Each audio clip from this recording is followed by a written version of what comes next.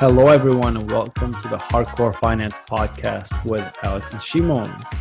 And today, I want to respond to you, Shimon, to your beautiful taking down Janet Yellen over in your musing, which is quite fantastic. It's not taking down of Janet Yellen. I just took her Wall Street Journal article. I think actually she's much smarter than writing this. Probably somebody wrote it for her. But anyway. It was for sure ghostwritten. But look, one of your points stands, and your main point was just tell us how it is, right? Just tell us what you're trying to do, and then let the citizens decide and vote. Mm-hmm. But all politics is twisting and spinning and doing these things. So, you can't get too mad at her. And I just want to say, I thought it was brilliant. I thought it was probably our best episode, even though you did it by yourself. So your best episode by virtue of our best episode. It was like logical, laid out, and you kind of went point by point. And I think one of the most interesting things there is to think about second or third level insights, which we always try to do on the podcast. And like you said, hey, if we cut taxes, right, nominally they can still be higher. Or you're not thinking about the fact that you have, higher salaries, which have higher income taxes, which have higher sales taxes because people are going to spend and so on. So I love that you expanded the pie and you said, hey, you can't talk about one without the other, and brought in this whole Austrian viewpoint of opportunity cost, really. Yeah, so there's like two main things. If I had to summarize my rant, and by the way, for our listeners, go listen to the previous episode. That's like my 25-minute rant on this Wall Street Journal article. But I had two main pieces of criticism. It's like, one, don't cherry pick data, right? It's so dangerous because then the other side does that as well, right? And so don't cherry pick data. Like, so many things in the article were just like absolutely false based on the initial impression that someone can get from a cursory reading, right? Like when I read something like over the past 3 years, corporate tax collections have fallen to their lowest level since World War II, right? And the actual numbers are every year we collect more taxes. So it's like, sorry, why are you doing this? Like, you don't have to, you can say like we collected more taxes, but it was a smaller share of GDP, which is what she meant. And I just don't think it's good to do that. And then the second thing, to your point, is like she shows like one thing as a problem, but then the solution that she recommends makes that same problem worse. And it happened like 3 times, right? If you say, businesses are leaving the US. And like, what is your solution? To increase the capital, the tax rate for businesses? Like, I really don't get this. It's so weird. Yeah, that was a biggie for our listeners who haven't listened to the other one. Again, please go listen to it. But if, as a quick Cliff Notes version, she talked about how because we've been cutting corporate taxes, that businesses, the result of which has been businesses domiciling elsewhere outside of the U.S. So, of course, as Shimon said, if you increase corporate taxes, it's not a solution to that problem. It's going to exacerbate the problem of businesses leaving the U.S. If that's the cause and effect you want to draw, then the logic is completely flawed. It's not. Then the answer is not to increase taxes. The result is to cut taxes. Nobody's going to say, "Oh, wow, they're going to take more money from me. I'm going there." That's not it. But these spins happen, as an aside, today Peter Thiel came out and he talked about how, is Bitcoin a Chinese weapon?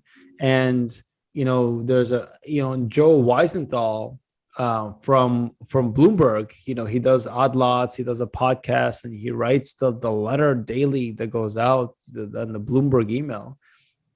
And he retweeted this, and he said, Peter Thiel says that Bitcoin is a Chinese weapon, and is pushing for government crackdown on Bitcoin.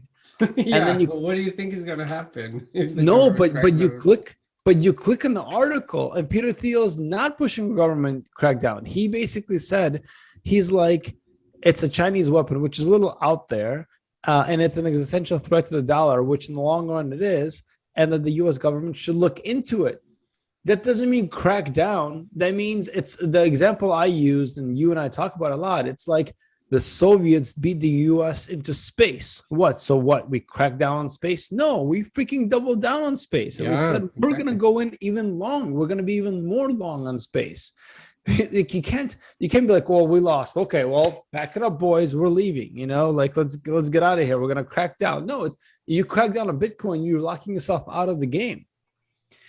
But like the spin and the completely egregious for a journalist of his caliber spin of that is just, it's irresponsible, and these people do it all the time. That's a problem, because you look in the article, you look at the little tweets, and you're like, oh, I trust this person. Well, Peter Thiel even thinks, you got to crack down on Bitcoin. No, he doesn't. Like, it's not what he said at all. But let me actually bringing back to Yellen. There are two areas where I want to disagree with you. I agree with most of it. And again, for our listeners, please go listen to it. It's a very, very, very good podcast. Very good 25-minute rant. But there are two areas where I disagree with you on. The first area is infrastructure all up. And the second area is electronic vehicles. And you have a point. You said, hey, if the government doesn't invest in EVs, then I forgot how she framed it. She said it. No, I didn't say EVs. I said she used a clean energy grid. Yep. And the problem I have is with the word clean, not with or a green energy. But I have no problem if they want to invest in the energy grid, by all means. But what they want to do is invest in things that are not profitable because they reduce carbon emissions. You had an issue with the fact that she drew that to saying that our workers are not going to be as skilled, or we're not investing in our workers because we're not investing in clean energy. Okay. Yeah, I don't remember that part, but yeah, let's have the discussion now. Let's have a discussion. You basically said, well, that has nothing to do with investing in our workers. It has everything to do with investing in clean energy. So I want to come back to that because I disagree. I remember now what I said. I said that investing in clean energy is not going to make the US more competitive. Yeah. And I said it's okay sometimes to invest in things that don't make you more competitive. But don't say it's a win-win for everybody. That's what kind of pissed me off. Yeah, but I disagree with you. I actually think that it's fundamentally gonna make us more competitive, and I'll explain why. But let's come back to that. But on the larger issue is infrastructure, and our bridges, roads, and everything they're talking about have been in decline for decades, and it's just someone needs to do it. Trump actually tried to do it, and if Trump did this instead of try to abolish Obamacare or try to pass a tax cut as his first act, it would have actually seen bipartisan support, or it would have been very hard for Democrats to say no to it, because bipartisan, both sides agree, if they're actually true to their beliefs, that our infrastructure is shit. And so one of the best ways, if not the best way, by the way, of getting people out of poverty is public transportation. When you increase the public transportation in a city to be able to bring people that are out in the suburbs, in the lower economic areas or the cheaper areas to live, into the main city, again, pre-COVID or kind of post-COVID world, normal world, so to speak, it's the best way of improving someone's well-being. And is it better than giving them money? Yes, much better. There's study after study, because you're increasing their access to jobs. And I would have to look up a study. We can maybe put in the show notes, but this has been studied. I take your word for it. I would think that instead of building, because the problem with the reason why people compare us like to Europe or China or whatever in the public transportation and say that it doesn't work, it's because like we're much less dense because of the whole idea of suburbs. There's a really good I forget who it was, a documentary about like how the oil companies basically diverted all of the funds to roads instead of rail. But the problem is, in Europe, the cities are very dense. So you can build public transportation and not lose too much money. You still lose money, but it's not too much. Like in Israel, for example, they lose a lot on the rail system, but it's fine because everybody uses it. Here it's a problem. Like now they're trying to build like a train from San Francisco to LA for like 20 years, and they're not able to do it. And the reason is because not too many people travel between San Francisco and LA to make it worth. San Francisco is like 1 million people. The whole Bay Area is 7 million people. LA is like 15 million. Compare this to China, where it stops, like, you have like these 20 million cities and it stops along the way and stuff. So I don't think it's fair to compare. And my question would be like, you could invest this in public transportation, or you can give people credits for Uber, or like just give them cash. And then would that create a better result?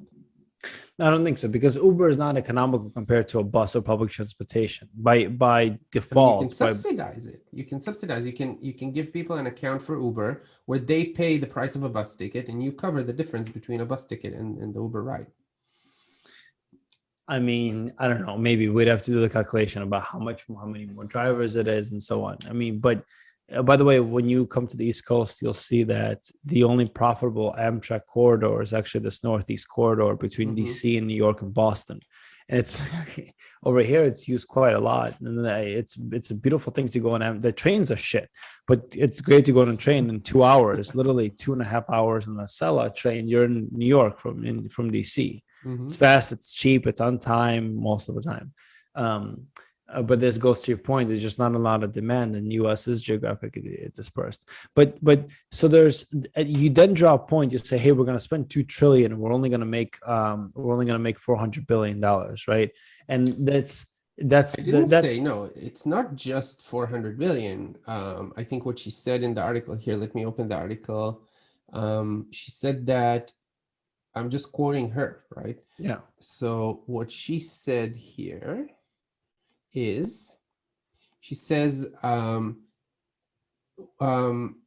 to Moody's, by 2024, these investments will add an extra 1.6% to GDP, which equates to roughly 400 billion. So it's like 400 billion in perpetuity, but that's just the increase to GDP. Like how much of that do you collect as taxes? Maybe 20%. So like you make $80 billion per year in perpetuity. That's kind of the value that they estimate that spending $2 trillion now will get you. And all I said is like, this is the first time where you have actual numbers. Yeah. The question is like, okay, but by how much would the economy be grown? Imagine if you take this $2 trillion and just spend it on education.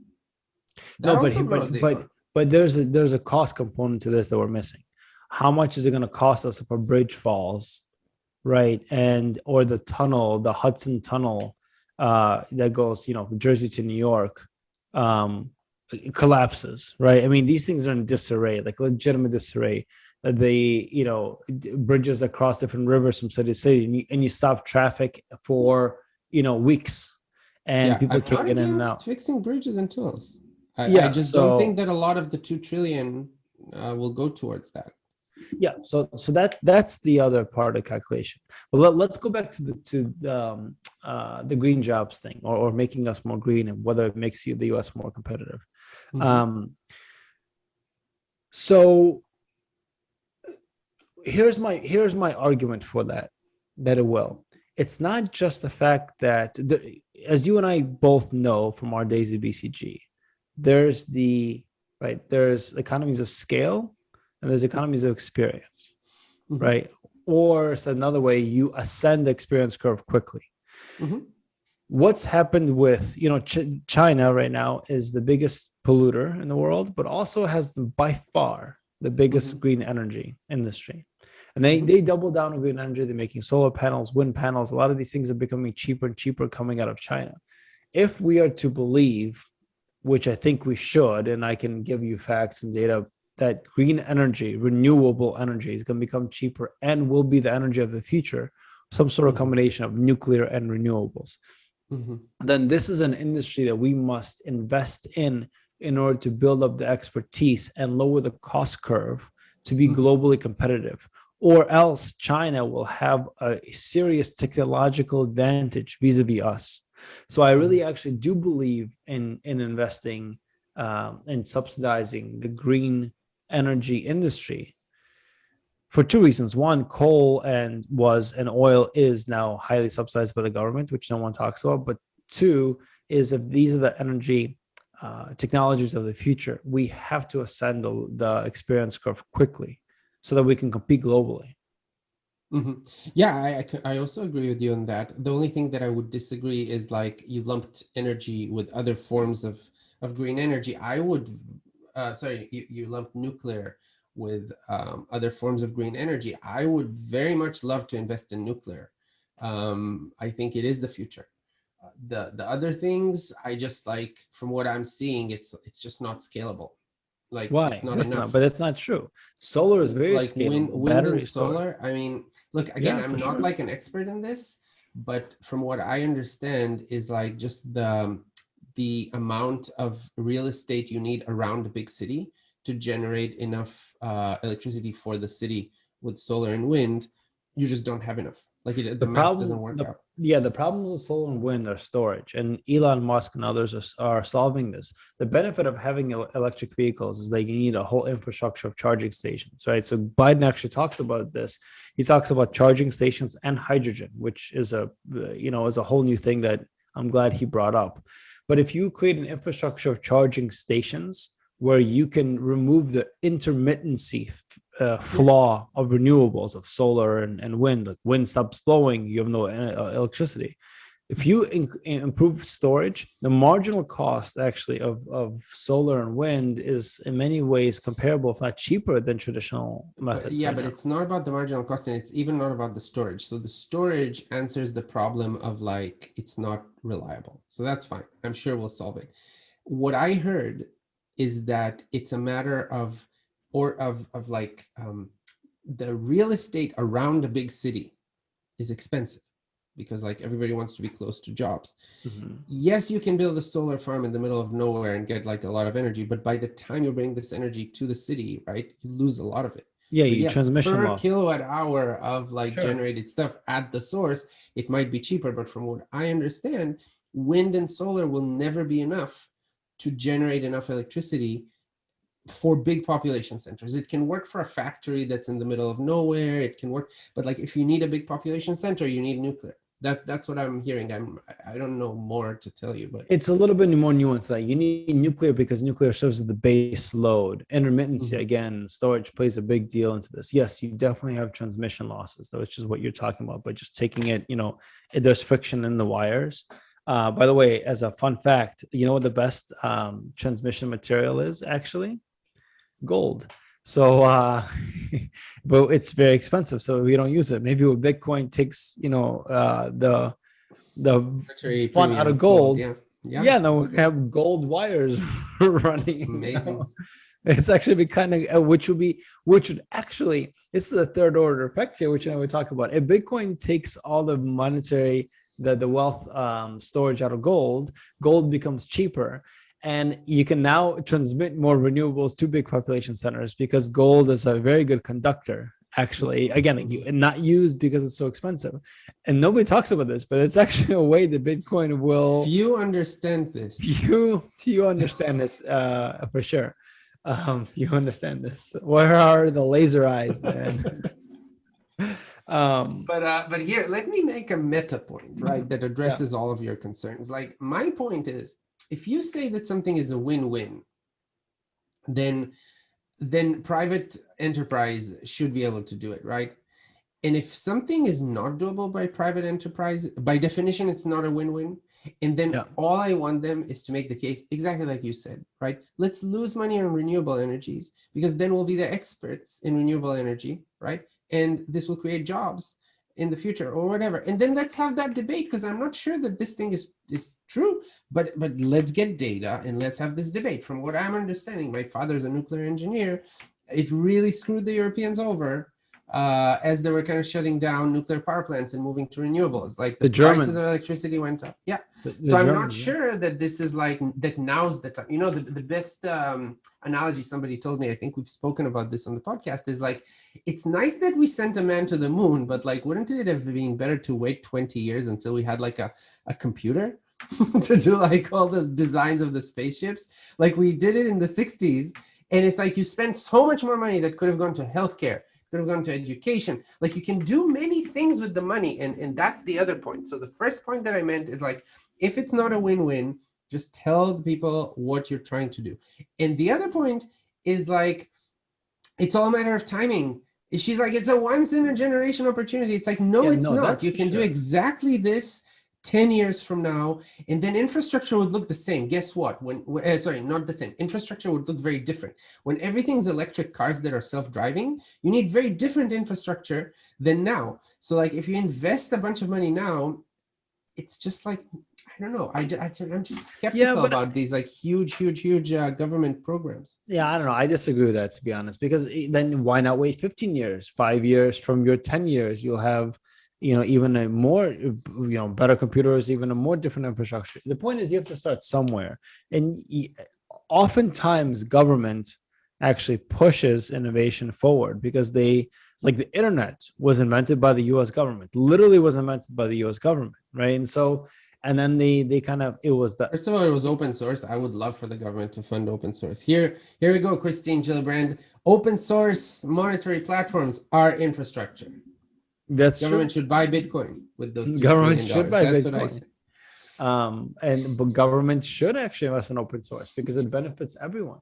That's literally a win-win, because the more you use it, the more you're invested in making it good, because it's self-interest. Yeah, this is what people don't fully grok or understand about open source platforms or software or whatever it is, that it's a mutually benefit. It's in your self-interest to make it better, which it's a virtuous cycle. It's like a language, right? It's someone told me, let's say you have two religions, right? And one religion believes that like sacrificing your firstborn gives you good luck. The second religion believes that no, it doesn't matter. Don't sacrifice your firstborn. It doesn't do anything for you. Like as more people adopt the second religion, society will flourish. So, and that's what's nice about open source things. It's like, it spreads. And if it's better, it gets adopted. And if it's not better, it doesn't get adopted. And that's fine too. But like when you do stuff that's closed source, then, you get stuck with like Microsoft Windows, which, now maybe they're okay. But like in the beginning, it was a disaster because like you couldn't patch it. You couldn't like make changes to it like Unix. So anyway, I just say, let me ask you, do you think that this bill is good or not good? Just the way it is. Let's say you can't make changes to it. If you're a senator, would you vote for it or against it? I'm still trying to figure out whether I should or should not sacrifice my firstborn. Basically, I'm kind of stuck. I'm stuck in that one. The second one is more cute. I'll give him that. No, Adriana, if you're listening to this, Shimon was joking. For our listeners, I do have two. I don't know, actually. I don't know enough about the bill and its details, to be honest. I just know because I would pay attention to these things in great detail, and then it goes to Congress, and it goes to all the debates, and then it gets morphed and rewritten 500 times, and I will definitely look into it once it's more final, but I don't remember what goes to what. But do I fundamentally agree that we need to redo our infrastructure in the US? Yes. Do I believe it's not only because it's, everyone frames it as jobs, but I think there's huge safety concerns, huge safety concerns in terms of the state of our like bridges and tunnels and whatever. I mean, we're close to a disaster. It's kind of like when Bill Gates was saying 5 years ago, hey, we're not prepared for a pandemic. Beware. People have been saying for decades that our infrastructure is it's going to cost lives, right? And so do I believe that it needs to be patched? Yes. Do I believe that broadband is part of infrastructure? Absolutely. There are too many people in the US that still don't have broadband. I mean, Elon Musk, which is trying to solve it with Starlink, but we need to basically wire everyone. Do I believe that even the people that are wired, our broadband is solid? No, our broadband is terrible. Like I have Comcast and, I pay for an average plan. And if I get 100 megabits per second, I'm happy. People in Europe get 900 a gig per second, no problem on cheap plans. For something that I pay $100 a month for, they pay 40 and get literally 8x the speed. And so sure, I completely agree. But again, So why not invest in? Again, the problem is like if the government wants to do stuff like that, sure, but they lump into it so many other things. Like that's for example, I would But that's pork. That they always do that, right? Like they always do that. And do I agree with pork? No. But you never have, you're like, hey, if you vote for this bill, Joe, then we'll give you, whatever your constituents X, right, or X money. They always do this stuff, and it's terrible. Yeah, and I guess that's why it's not efficient. That's Yeah, why for the spend is sure. not efficient, right? Because like for every dollar you spend on something efficient, you have to attach a certain percentage. I mean, somebody asked me once, like, give me an example of like a company that outperforms the government. I'm like, SpaceX. And they're like, oh, come on, but SpaceX gets government money. I'm like, yeah, they get government money because they deliver things to NASA for cheaper. Like, I didn't say dismantle NASA. I just said like NASA can create the program and then Mm, people can bid over different parts of it. And like until SpaceX, people were paying 10 times for launches. Like the America lost its ability to launch missiles, right? yeah. They were using Russian. So I'm saying, yeah, there are many things that we can improve. I'm just skeptical that the government is the way to do it. Like if anything, the government can give tax credits to companies. They can do many things, but not like spend money directly on things, because I just think this money will not be spent efficiently. You're basically saying don't manage it, encourage it. So, I mean, look, giving tax credits is essentially spending money on whatever, right? It's another vehicle of spending money. I think the argument goes to, we I think we both agree the government needs to play a critical role in our lives, and we both agree that the government needs to align, uh, you know, lo- bring in long-term incentives where if people are thinking too short-term to, and I know that at least I really believe the governments need to allocate negative externalities. All that now we're discussing is who gets to manage these programs. I'm not sure. I don't know what's in the bill about managing the program, right? But whether you give a tax credit or you give you raise taxes and pay, or you give a tax credit, it's essentially the I think same it's very thing. different. No, I don't think it's the Why? same thing. Let's tell me why. Because a tax credit doesn't get used if someone doesn't do the thing. Okay. No, but the But point is like, to get them to do the thing. not necessarily. You can set conditions, right? You can say you get a tax credit, right, if you deliver it for 50% cheaper than like we're doing something. And if you can deliver it for 50% cheaper, we'll give you an extra 10% in Mhm. tax Mhm. credits. That's conditional. As opposed to like, let's hire people and do this project. It's very different. Yeah, yes, one is more likely to be used and one is a little bit less likely to be used. Just all No, things one is being equal. 100% likely to be used because like you Yeah, control it, you're the government. The but you can second also one, you not pay have no them, guarantee. right? But Sorry. people, you can also not pay them. They can say we allocated 100 billion for this, we only spend 50, the other 50 goes back. No one does this, but it's theoretically possible, Yeah. right? But anyway, In any we case, don't. yeah, this is like getting into the weeds of it. My point is some projects are probably profitable. Most projects are not profitable. This is my estimate. It's not like win-win, like Janet Yellen says.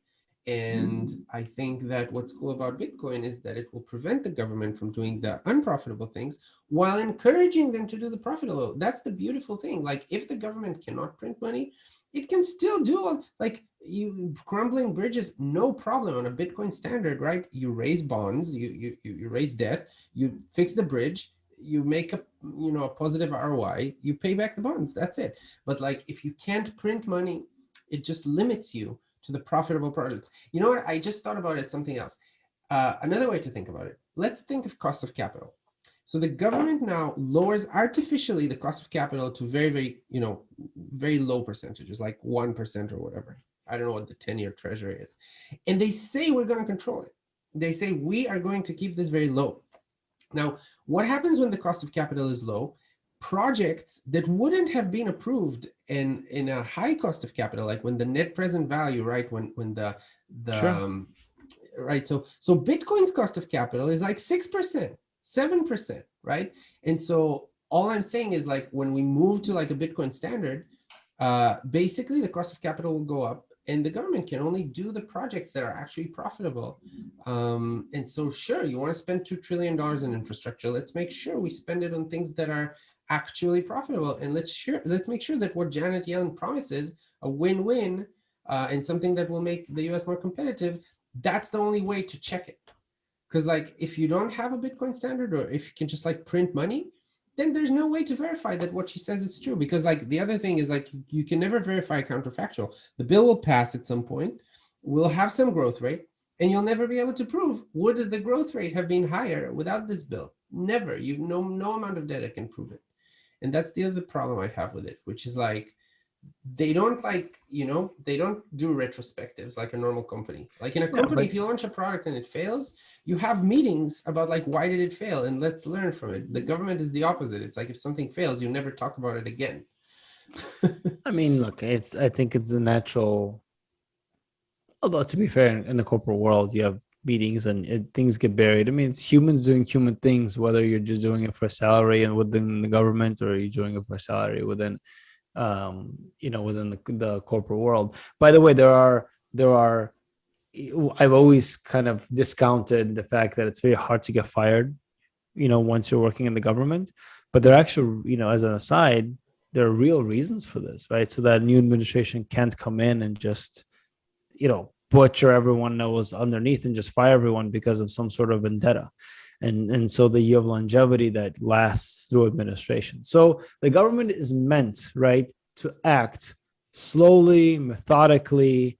But I agree with you that it would be, all things considered, it would be better for a government to have less waste or no waste than more waste. Of course, same thing for companies, same things for individuals.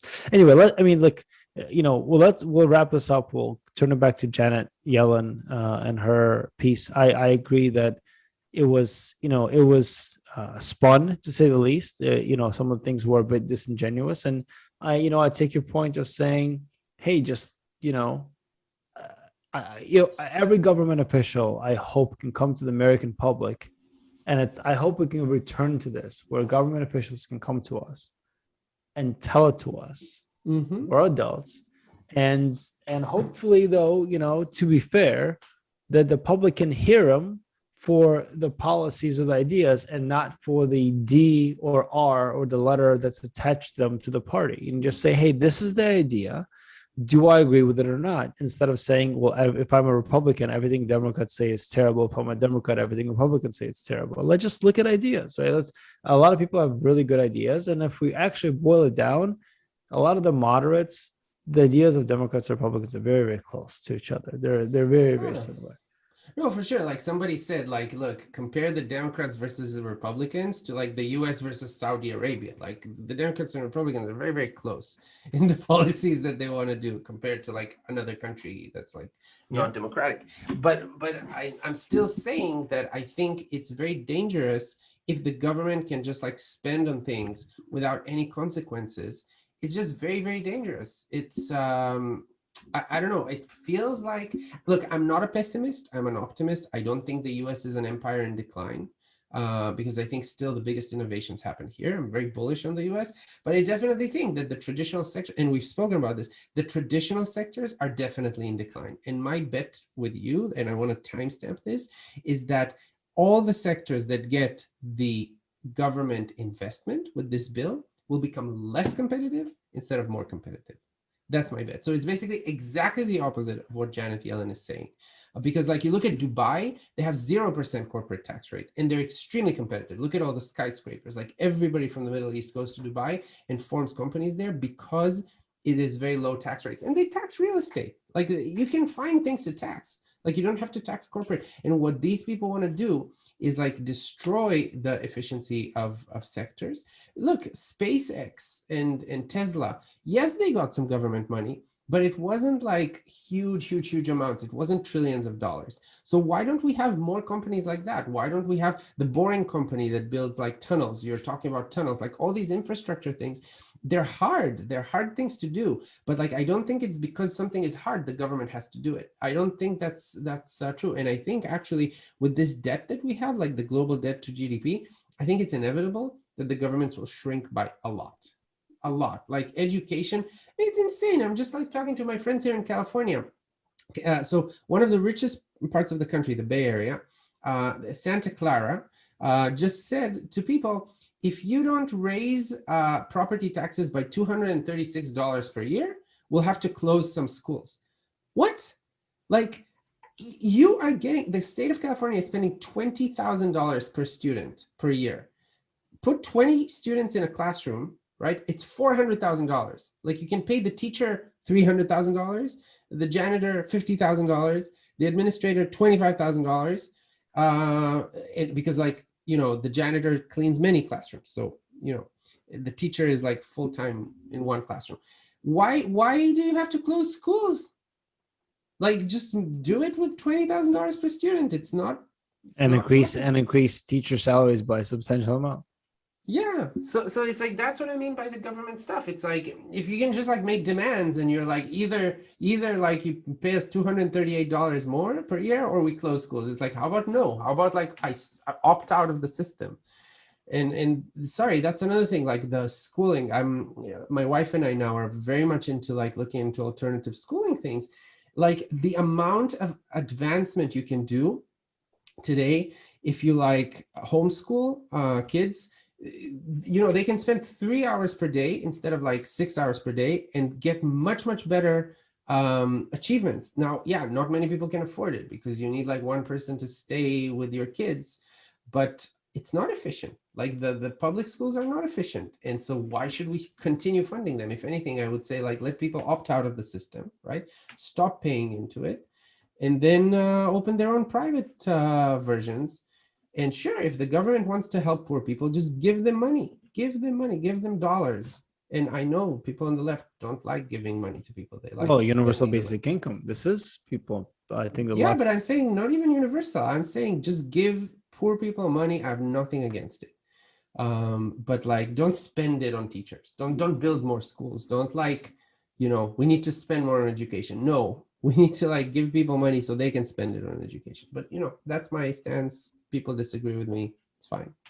Anyway, we'll wrap at that, because we can have many episodes on education, and I think you and I both know tenured teachers and administrators too. We can bring them in and just ask their opinion, right? Maybe we're missing something or not seeing it, and it'll be valuable to hear other voices that can push back on our ideas.